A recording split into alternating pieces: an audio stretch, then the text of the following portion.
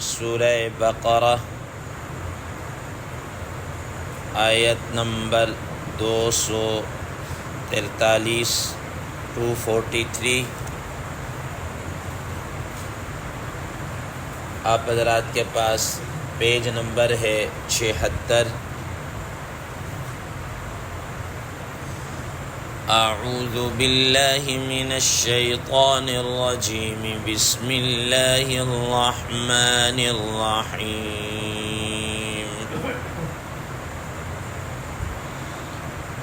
ألم تر إلى الذين خرجوا من ديارهم وهم ألوف حذر الموت فقال لهم الله موتوا ثم أحياهم إن الله لذو فضل على الناس ولكن أكثر الناس لا يشكرون۔ صدق الله العظيم۔ اللهم صل على محمد النبي الأمي وعلى آله وسلم تسليما كثيرا كثيرا۔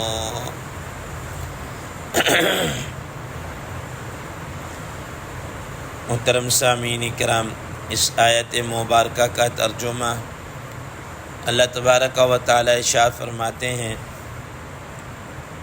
أَلَمْ تَرَ إِلَى الَّذِينَ خَرَجُوا مِن دِيَارِهِمْ۔ اے پیغمبر صلی اللہ تعالیٰ علیہ وسلم، کیا آپ کو معلوم نہیں ہے ان لوگوں کا قصہ خرجوا من دیارہم، جو اپنے گھروں سے نکلے، وہم الوف حذر الموت، اور وہ ہزاروں کی تعداد میں تھے۔ اور یہ جو گھروں سے نکلے ہیں، کیوں نکلے؟ حذر الموت، موت سے ڈرتے ہوئے۔ فقال لهم اللہ موتوا، تو اللہ تبارک و تعالیٰ نے ان سے کہا کہ تم مر جاؤ۔ ثم احیاہم، پھر اللہ تعالیٰ نے ان کو زندہ کیا۔ ان اللہ لذو فضل علی الناس، بے شک اللہ تبارک و تعالیٰ البتہ لوگوں پر بڑا فضل کرنے والے ہیں۔ ولکن اکثر الناس لا یشکرون، لیکن اکثر لوگ شکر ادا نہیں کرتے۔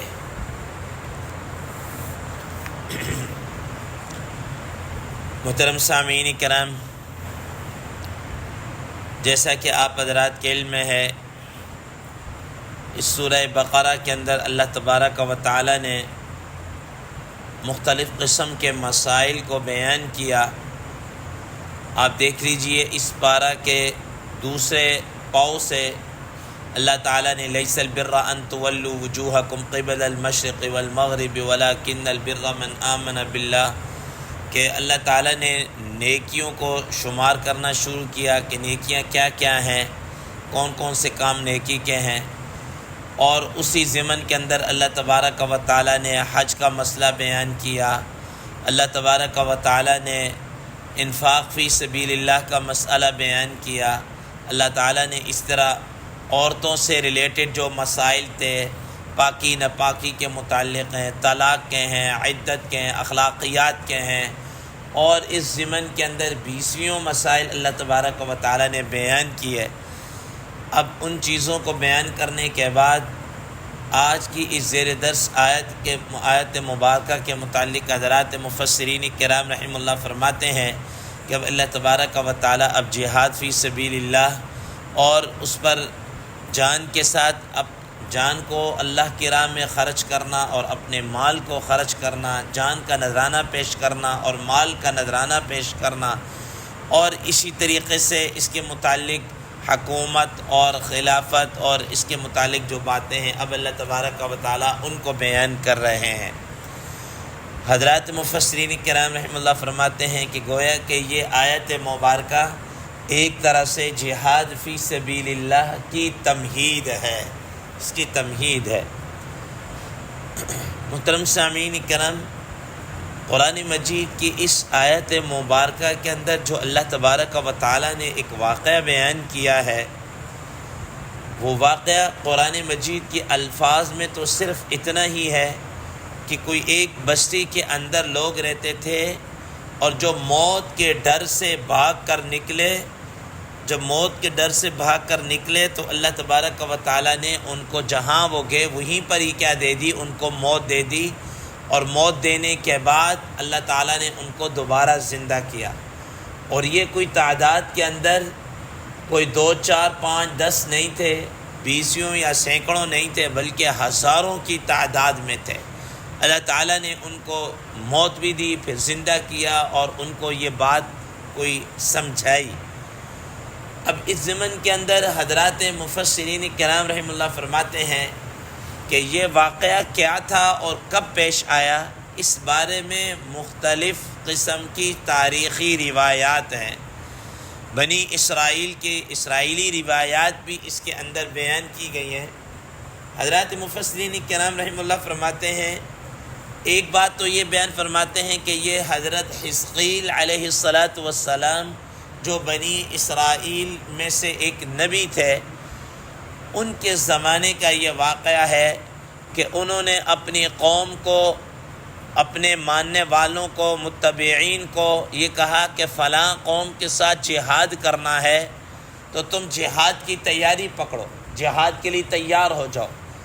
اب بجائے اس کے کہ وہ قوم جہاد کی تیاری کرتی، انہوں نے الٹا جہاد پہ جانا کیا تھا، وہاں سے کہا کہ یہ سوچا کہ جہاد کے اندر جائیں گے تو مر جائیں گے، موت آ جائے گی، تو وہاں سے وہ کیا ہے بھاگے، وہاں سے نکل کر بھاگے۔ تو اللہ تبارک و تعالیٰ نے کسی اور جگہ پر جہاں تھا کہ بھی یہاں پر ہم امن کے ساتھ رہیں گے، وہیں پر اللہ تعالیٰ نے ان کو کیا ہے موت دے دی، راستے میں یا اس بستی کے اندر جا کر اللہ تعالیٰ نے ان کو موت دے دی۔ اور یہ وہی بات یہ ہے کہ وہم الوفن، یا ہزاروں کی تعداد کے اندر تھے۔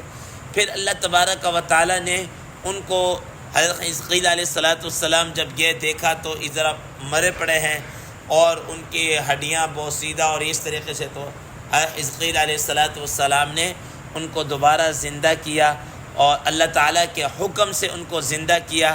تو اللہ تعالیٰ نے فرمایا کہ ایسے ایسے کہو تو یہ زندہ ہو جائیں گے۔ وہ زندہ کر کے تو اللہ تعالیٰ نے ان کو بتا دیا کہ جہاد کے اندر موت کا آنا یہ نہیں ہے، موت اللہ تبارک و تعالیٰ کا ایک ایسا حکم ہے کہ اللہ تعالیٰ نے خود اس کے متعلق فرما دیا کہ نہ وہ اپنے وقت مقررہ سے 1 سیکنڈ پہلے آ سکتی ہے، اور نہ ہی 1 لمحہ اور 1 سیکنڈ بعد میں آ سکتی ہے۔ اور یہ نہیں ہے یہ کہ جہاد کے اندر آئے گی، بلکہ پتہ نہیں کہاں بھی انسان کی موت کیوں کہیں بھی آ سکتی۔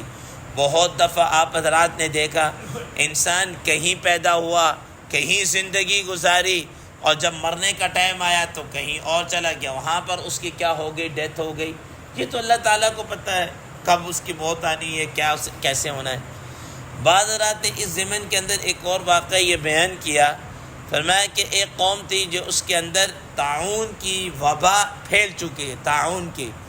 اب جب طاعون کی وبا پھیلی تو اس میں سے کچھ لوگ یہ سوچ کر کہ اگر ہم ادھر رہے تو ایسا نہ ہو کہ ہم اس وبا کی لپیٹ میں آ جائیں، ہم یہاں سے نکل کر کسی اور پرفضا اور پرامن والے علاقے کے اندر چلے جاتے ہیں۔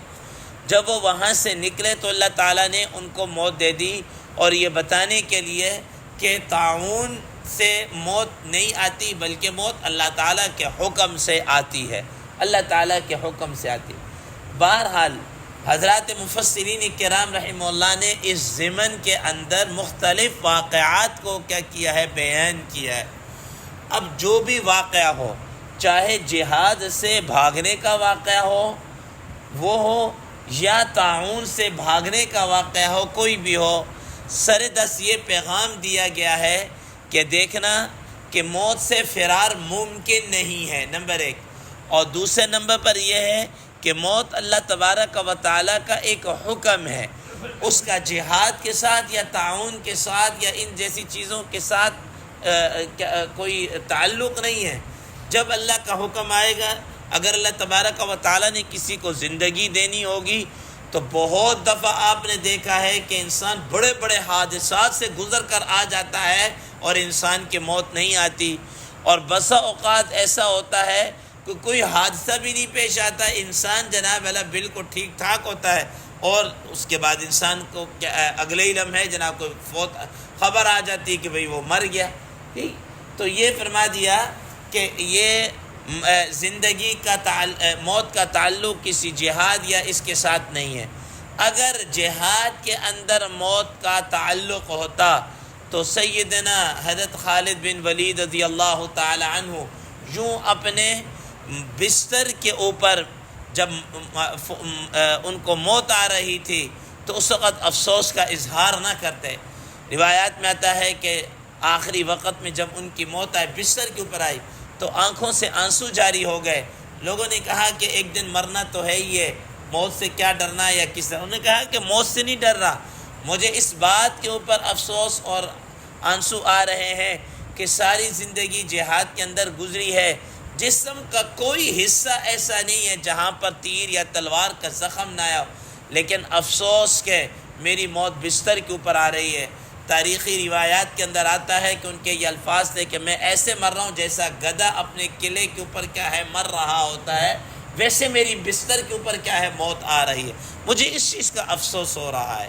حضرت زبیر رضی اللہ تعالی عنہ کے جسم کے اوپر بھی ایسے ہی کوئی حصہ نہیں تھا کہ جہاں پر زخم نہ، حتیٰ کہ ان کے متعلق تو یہاں تک یہ بات لکھی ہے کہ ان کے اعضائے مخصوصہ کے اوپر بھی زخم آئے تھے، لیکن جناب والا کیا ہے اس طرح سے موت نہیں آئی. تو بہرحال بتا دیا کہ موت کا تعلق اس کے ساتھ نہیں ہے. دوسرے نمبر پر حضرات مفسرین کرام رحم اللہ فرماتے ہیں کہ یہاں پر یہ جو اگر تاریخی روایات کے اندر اس بات کو دیکھا جائے کہ وہ طاعون سے بھاگ کر نکلے تھے اور ان کو پھر دوسری جگہ پر ویسے موت آئی، اس کے متعلق حضرات مفسرین کرام رحم اللہ فرماتے ہیں کہ رسول اللہ صلی اللہ تعالیٰ علیہ وسلم کی حدیث مبارکہ ہے کہ آپ صلی اللہ علیہ وسلم فرمایا کہ طاعون پہلی امتوں کے لیے ایک عذاب تھا، لیکن میری اس امت کے لیے اللہ تعالیٰ نے رحمت کا سبب بنا دیا ہے. تو آپ صلی اللہ تعالیٰ علیہ وسلم نے فرمایا کہ جو آدمی طاعون کے اندر صبر اور استقامت کے ساتھ رہا اور اس کے اندر اس کو موت آ گئی تو وہ شہید کے برابر ہے، اس کو شہادت کا درجہ ملے گا. اور آپ صلی اللہ تعالیٰ علیہ وسلم نے احتیاطی تدابیر کے اوپر یہ فرمایا کہ جن روایات کا مفہوم یہ ہے کہ جب کسی علاقے کے اندر اس طرح کی وبا کوئی پھوٹ جائے تو آپ صلی اللہ تعالیٰ علیہ وسلم نے فرمایا کہ تم اس علاقے کی طرف مت جاؤ، اور اگر کہیں تم رہتے ہوئے آ جائے تو اس علاقے سے اس طور پر نہ نکلو کہ جناب اس میں رہتی ہو میری موت آ جائے گی. فرمایا کہ یہ تو اللہ تبارک و تعالیٰ کی طرف سے. تو پھر آپ صلی اللہ علیہ وسلم نے فرمایا کہ جو آدمی طاعون کے اندر رہتے ہوئے صبر کرے گا استقامت کے ساتھ، اگر اس کو اس میں موت آ گئی تو اللہ تبارک و تعالیٰ اس کو شہادت کا درجہ کیا ہے عطا فرمائیں گے. تو محترم سامعین کرام، حضرت عمر رضی اللہ تعالیٰ عنہ کے متعلق آتا ہے جب آپ رضی اللہ تعالیٰ عنہ کے زمانے میں شام کے علاقے میں طاعون امواس ایک طاعون پھیلا تھا، جو ایک امواس نامی علاقے سے شروع ہوا، سٹارٹ ہوا، اور وہ پھیلتا ہی کیا ہے چلا گیا، وہ پھیلتا ہی چلا گیا. بڑے بڑے صحابہ اور تابعین رضوان اللہ تعالی علیہ مجمعین اس طاعون کے اندر ان کا انتقال ہوا. حضرت عمر رضی اللہ تعالیٰ عنہ بھی جا رہے تھے کہ جب پتہ چلا کہ اس علاقے میں تو وبا پھیل رہی ہے تو آپ رضی اللہ تعالیٰ عنہ رک گئے اور مشورہ کیا کہ بھئی اس کے وہاں پر جانا چاہیے یا نہیں جانا چاہیے. تو اس کے متعلق حضرت عبد الرحمن بن عوف رضی اللہ تعالیٰ عنہ کے متعلق آتا ہے کہ انہوں نے پھر روایت بیان کی کہ نبی صلی اللہ علیہ وسلم نے اس طرح اس علاقے کے متعلق یہ فرمایا تھا کہ اگر وہاں پر وبا پھیل رہی ہو تو کوئی آؤٹ سائڈر شخص ادھر نہ آئے، کوئی باہر والا شخص ادھر نہ آئے، اور جو ادھر موجود ہے وہاں سے نہ نکلے اور وہاں سے نہ جائے. ٹھیک ہے، کہ کہیں ایسا نہ ہو کہ دو وجہ سے، ایک اس کے عقیدے کی حفاظت بھی مقصود ہے کہ کہیں ایسا نہ ہو کہ وہ یہ سمجھے کہ بھئی اس کی وجہ سے موت، اللہ کی موت اللہ کا حکم ہے. ٹھیک ہے نا. اور دوسرا اس وجہ سے بھی کہ کہیں ایسا نہ ہو کہ وہ اس کے اندر وہ جراثیم وغیرہ پھیل چکے ہوں اور یہ جہاں جہاں جائے گا ادھر ادھر جراثیم پھیلتے چلے جائیں گے تو یہ بیماری اور پھیلتی چلی جائے گی. اس لیے آپ صلی اللہ علیہ وسلم نے حکمتاً کیا کیا ہے، منع کیا ہے. تو حضرت عمر رضی اللہ تعالیٰ عنہ پھر وہاں سے واپسی کا ارادہ کیا، آپ سے فرمایا کہ نہیں؟ تو حضرت ابو عبیدہ بن الجراح رضی اللہ تعالیٰ عنہ فرمایا کہ اے عمر، تم اللہ کی تقدیر سے کیا ہے بھاگ رہے ہو؟ تم موت سے کیا بھاگ رہے ہو؟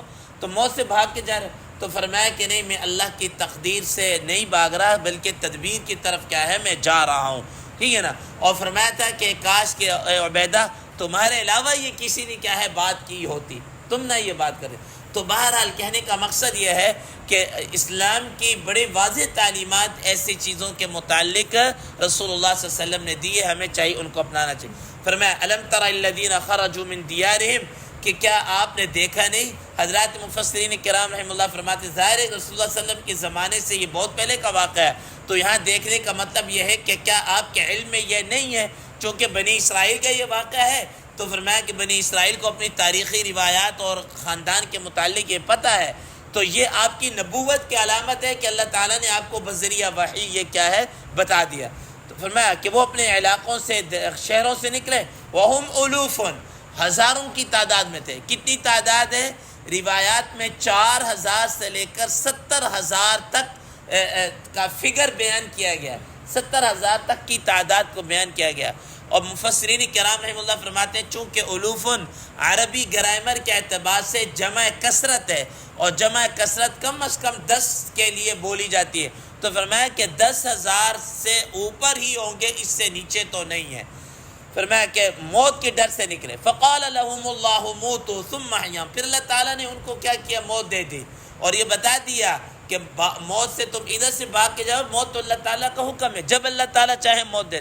ثم احیاهم، اور اللہ تبارک و تعالیٰ اس بات پر قادر ہے کسی کو موت کو دے کے زندگی لے لے، زندگی دیتے موت لے لے، اللہ تبارک و تعالیٰ کے لیے کوئی مشکل نہیں ہے، یہ اس کا حکم ہے۔ ثم احیاهم، اللہ تعالیٰ اس کو زندگی۔ ان اللہ لذو فضل علی الناس ولکن اکثر الناس لا یشکرون، فرماتے ہیں کہ بے شک اللہ تبارک و تعالیٰ لوگوں پر بڑا فضل کرنے والے ہیں، لیکن اکثر لوگ کیا ہیں؟ ناشکر ہے۔ اللہ تعالیٰ نے انسانیت کے اوپر کتنے فضل، کتنے انعامات، کتنے احسانات کیے ہیں، لیکن انسان ان انعامات اور ان احسانات کے بجائے کہ شکر کرے، انسان ناشکری کیا ہے کرتا ہے۔ اللہ تبارک و تعالیٰ سے دعا ہے اللہ تبارک و تعالیٰ ہمیں ان چیزوں پر عمل کرنے کی توفیق عطا فرما کر شکر ادا کرنے والا بنائے۔ وآخر دعوانا ان الحمد للہ رب العالمین۔